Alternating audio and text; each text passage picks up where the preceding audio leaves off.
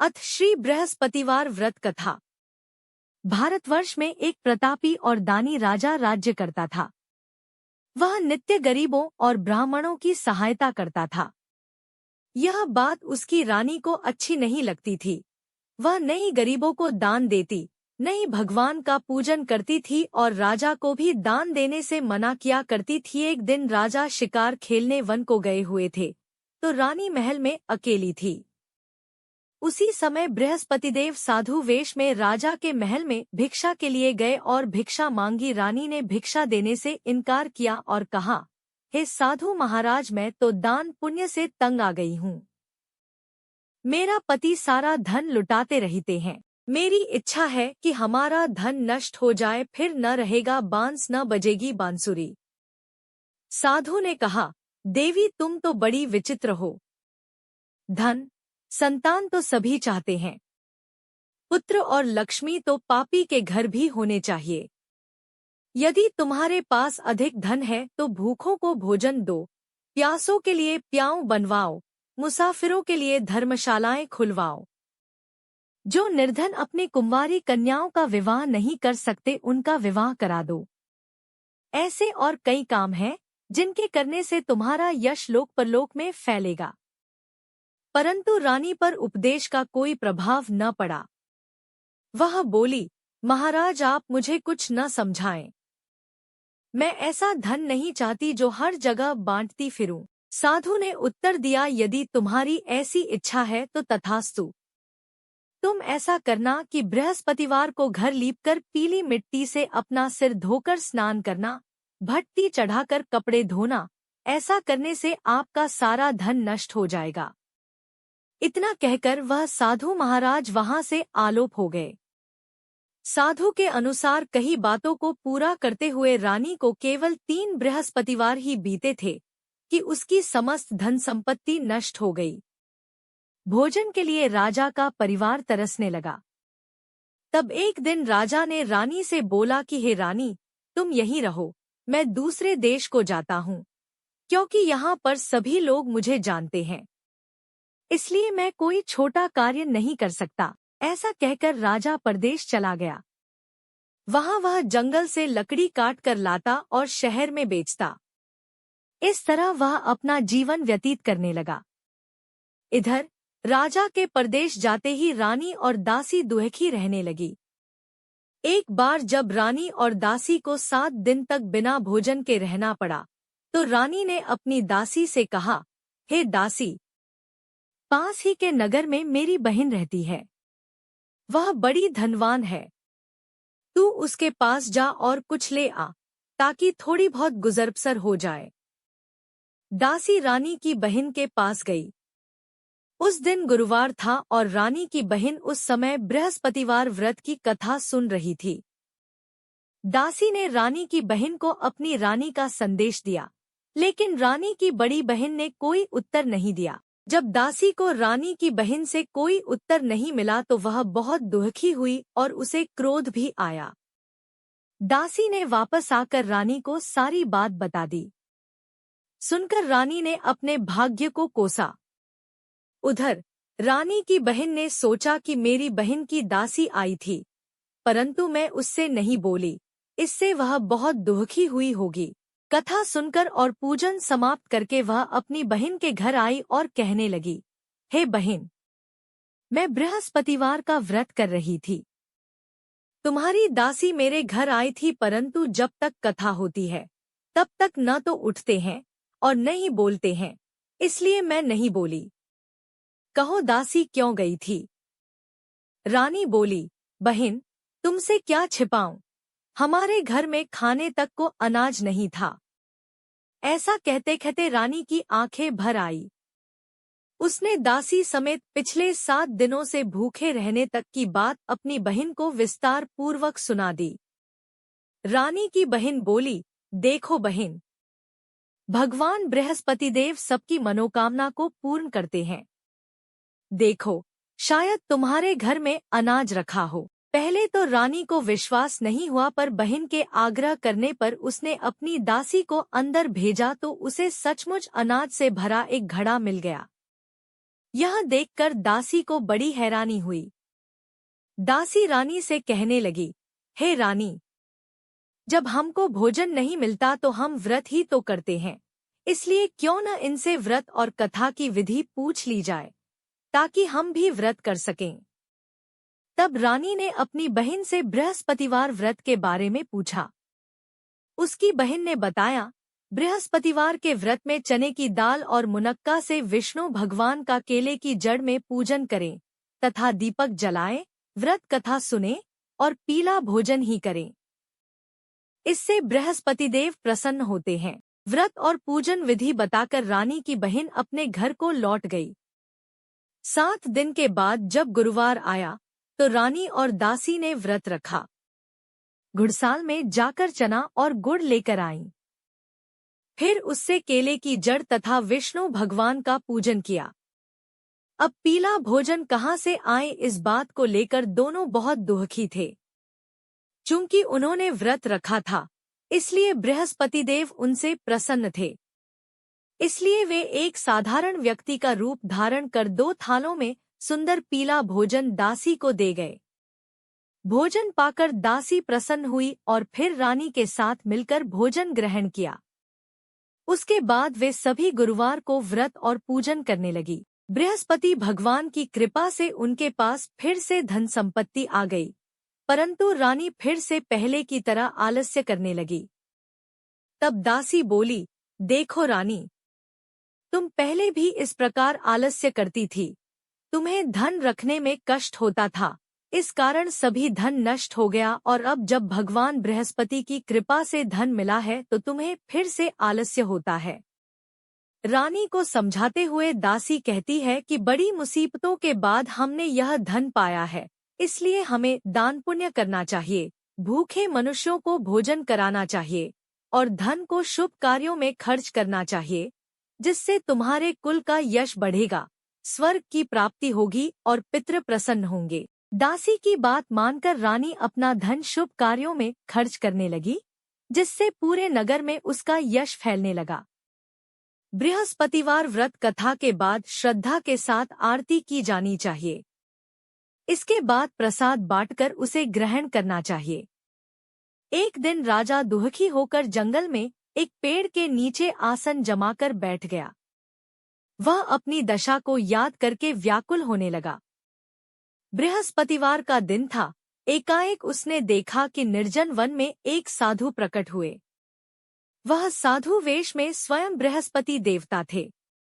लकड़हारे के सामने आकर बोले, हे लकड़हारे, इस सुनसान जंगल में तू चिंता मग्न क्यों बैठा है? लकड़हारे ने दोनों हाथ जोड़कर प्रणाम किया और उत्तर दिया, महात्मा जी, आप सब कुछ जानते हैं, मैं क्या कहूँ?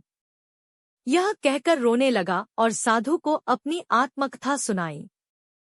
महात्मा जी ने कहा, तुम्हारी स्त्री ने बृहस्पति के दिन बृहस्पति भगवान का निरादर किया है, जिसके कारण रुष्ट होकर उन्होंने तुम्हारी यह दशा कर दी। अब तुम चिंता को दूर करके मेरे कहने पर चलो तो तुम्हारे सब कष्ट दूर हो जाएंगे और भगवान पहले से भी अधिक संपत्ति देंगे। तुम बृहस्पति के दिन कथा किया करो। 2 पैसे के चने मुनक्का लाकर उसका प्रसाद बनाओ और शुद्ध जल से लोटे में शक्कर मिलाकर अमृत तैयार करो। कथा के पश्चात अपने सारे परिवार और सुनने वाले प्रेमियों में अमृत व प्रसाद बांटकर आप भी ग्रहण करो। ऐसा करने से भगवान तुम्हारी सब मनोकामनाएं पूरी करेंगे। साधु के ऐसे वचन सुनकर लकड़हारा बोला, हे प्रभो, मुझे लकड़ी बेचकर इतना पैसा नहीं मिलता जिससे भोजन के उपरांत कुछ बचा सकूं। मैंने रात्रि में अपनी स्त्री को व्याकुल देखा है। मेरे पास कुछ भी नहीं जिससे मैं उसकी खबर मंगा सकूं। साधु ने कहा, हे लकड़हारे, तुम किसी बात की चिंता मत करो। बृहस्पति के दिन तुम रोजाना की तरह लकड़ियां लेकर शहर को जाओ। तुमको रोज से दुगुना धन प्राप्त होगा, जिससे तुम भली भांति भोजन कर लोगे तथा बृहस्पति देव की पूजा का सामान भी आ जाएगा। इतना कहकर साधु अंतर्ध्यान हो गए। धीरे धीरे समय व्यतीत होने पर फिर वही बृहस्पतिवार का दिन आया। लकड़हारा जंगल से लकड़ी काटकर किसी शहर में बेचने गया। उसे उस दिन और दिन से अधिक पैसा मिला। राजा ने चना गुड़ आदि लाकर गुरुवार का व्रत किया। उस दिन से उसके सभी क्लेश दूर हुए। परंतु जब दोबारा गुरुवार का दिन आया तो बृहस्पतिवार का व्रत करना भूल गया। इस कारण बृहस्पति भगवान नाराज हो गए। उस दिन उस नगर के राजा ने विशाल यज्ञ का आयोजन किया तथा शहर में यह घोषणा करा दी कि कोई भी मनुष्य अपने घर में भोजन न बनावे, न आग जलावे, समस्त जनता मेरे यहाँ भोजन करने आवे। इस आज्ञा को जो न मानेगा उसे फांसी की सजा दी जाएगी। इस तरह की घोषणा संपूर्ण नगर में करवा दी गई। राजा की आज्ञानुसार शहर के सभी लोग भोजन करने गए, लेकिन लकड़हारा कुछ देर से पहुंचा, इसलिए राजा उसको अपने साथ घर ले गए और ले जाकर भोजन करा रहे थे तो रानी की दृष्टि उस खूंटी पर पड़ी जिस पर उसका हार लटका हुआ था। वह वहां पर दिखाई नहीं दिया। रानी ने निश्चय किया कि मेरा हार इस मनुष्य ने चुरा लिया है। उसी समय सिपाहियों को बुलाकर उसको कारागार में डलवा दिया। जब लकड़हारा कारागार में पड़ गया और बहुत दुखी होकर विचार करने लगा कि न जाने कौन से पूर्व जन्म के कर्म से मुझे यह दुख प्राप्त हुआ है, और उसी साधु को याद करने लगा जो कि जंगल में मिला था। उसी समय तत्काल बृहस्पतिदेव साधु के रूप में प्रकट हुए और उसकी दशा को देखकर कहने लगे, अरे मूर्ख, तूने बृहस्पतिदेव की कथा नहीं करी, इस कारण तुझे दुख प्राप्त हुआ है। अब चिंता मत कर, बृहस्पतिवार के दिन कारागार के दरवाजे पर 4 पैसे पड़े मिलेंगे। उनसे तू बृहस्पतिदेव की पूजा करना, तेरे सभी कष्ट दूर हो जाएंगे। बृहस्पति के दिन उसे 4 पैसे मिले। लकड़हारे ने कथा कही। उसी रात्रि को बृहस्पतिदेव ने उस नगर के राजा को स्वप्न में कहा, हे राजा, तुमने जिस आदमी को कारागार में बंद कर दिया है वह निर्दोष है। वह राजा है, उसे छोड़ देना। रानी का हार उसी खूंटी पर लटका है। अगर तू ऐसा नहीं करेगा तो मैं तेरे राज्य को नष्ट कर दूंगा। इस तरह रात्रि के स्वप्न को देखकर राजा प्रातःकाल उठा और खूंटी पर हार देखकर लकड़हारे को बुलाकर क्षमा मांगी तथा लकड़हारे को योग्य सुंदर वस्त्र आभूषण देकर विदा कर दिया। बृहस्पतिदेव की आज्ञानुसार लकड़हारा अपने नगर को चल दिया। राजा जब अपने नगर के निकट पहुंचा तो उसे बड़ा आश्चर्य हुआ। नगर में पहले से अधिक बाग, तालाब, कुएं तथा बहुत सी धर्मशाला, मंदिर आदि बन गई हैं। राजा ने पूछा, यह किसका बाग और धर्मशाला है? तब नगर के सब लोग कहने लगे, यह सब रानी और बांदी के हैं। तो राजा को आश्चर्य हुआ और गुस्सा भी आया। जब रानी ने यह खबर सुनी कि राजा आ रहे हैं तो उन्होंने बांदी से कहा कि हे दासी, देख राजा हमको कितनी बुरी हालत में छोड़ गए थे। हमारी ऐसी हालत देखकर वह लौट न जाएं, इसलिए तू दरवाजे पर खड़ी हो जा। आज्ञानुसार दासी दरवाजे पर खड़ी हो गई।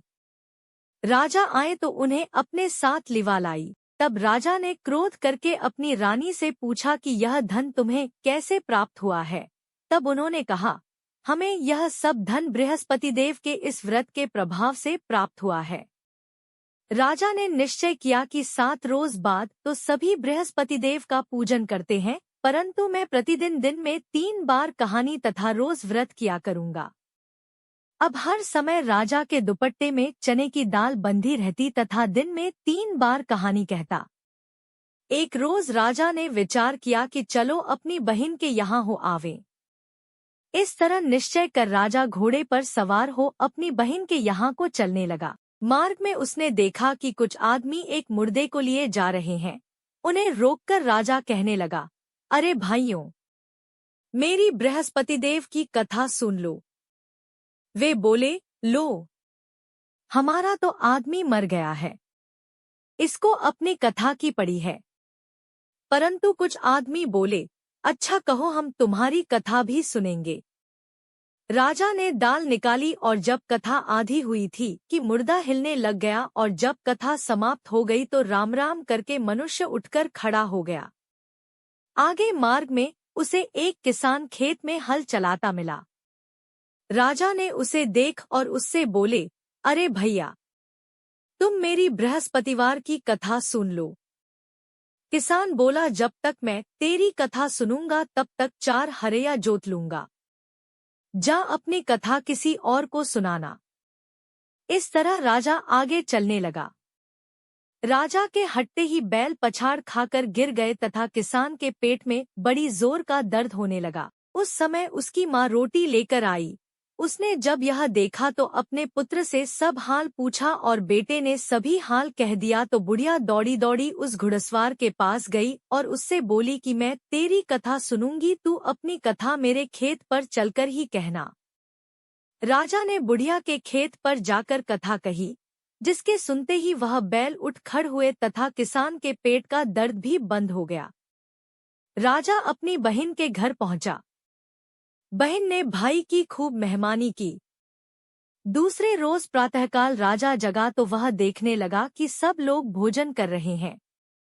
राजा ने अपनी बहन से कहा, ऐसा कोई मनुष्य है जिसने भोजन नहीं किया हो, मेरी बृहस्पतिवार की कथा सुन ले। बहन बोली, हे भैया, यह देश ऐसा ही है कि पहले यहाँ लोग भोजन करते हैं, बाद में अन्य काम करते हैं।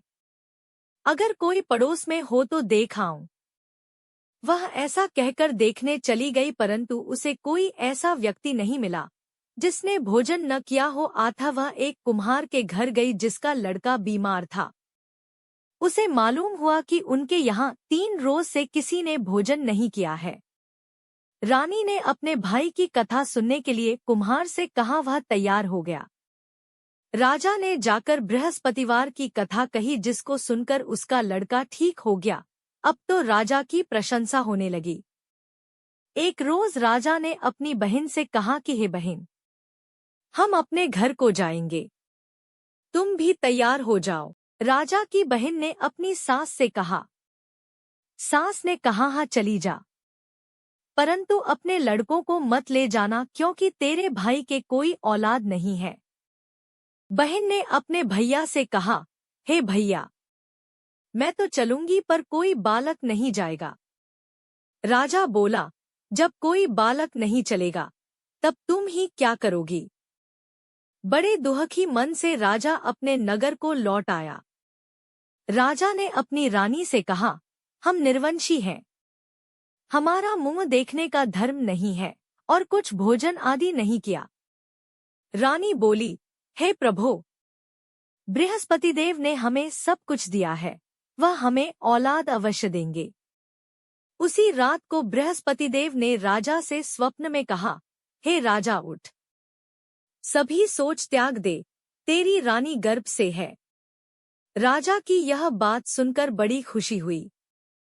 9वें महीने में उसके गर्भ से एक सुंदर पुत्र पैदा हुआ। तब राजा बोला, हे रानी, स्त्री बिना भोजन के रह सकती है पर बिना कहे नहीं रह सकती। जब मेरी बहन आवे तुम उससे कुछ कहना मत। रानी ने सुनकर हाँ कर दिया। जब राजा की बहन ने यह शुभ समाचार सुना तो वह बहुत खुश हुई तथा बधाई लेकर अपने भाई के यहाँ आई। तभी रानी ने कहा, घोड़ा चढ़कर तो नहीं आई, गधा चढ़ी आई। राजा की बहन बोली, भाभी, मैं इस प्रकार न कहती तो तुम्हें औलाद कैसे मिलती।